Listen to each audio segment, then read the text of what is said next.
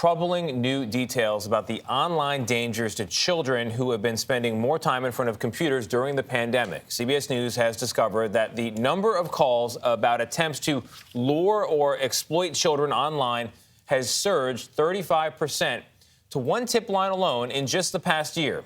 Our Scott MacFarlane exclusively obtained a new review by the National Center for Missing and Exploited Children and has a warning for all parents.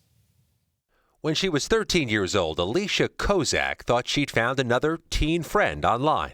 Lured from her home in Pittsburgh by a man who held her captive for days, eventually triggering a nationwide manhunt. I was taken to Virginia and held captive in his basement dungeon, where I suffered horrendous abuse.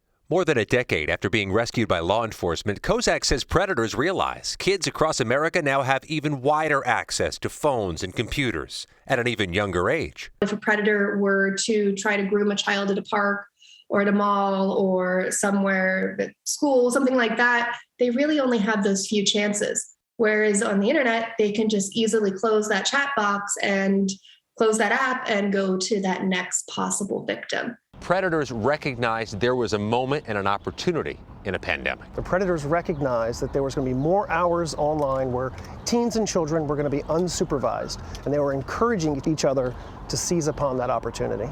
The nonprofit National Center for Missing and Exploited Children operates a clearinghouse for tips of child online exploitation. In a new report released to CBS News, the center says it received 29.3 million reports of suspected child sexual exploitation last year, an increase of 35% from 2020, and an all-time high. As for parents, Kozak says taking away devices is not the answer. They have to monitor what their children are doing online. They have to pay attention, and I know it might seem like you're invading their privacy, but you're not. You're keeping them safe. Nearly all of the 29 million tips came from phone and social media companies, which are legally required to report possible unlawful images to the National Center. And noting this shift, in the past year, they received more tips about possible unlawful videos than still images. Vlad? An important and disturbing report. Scott, thank you very much.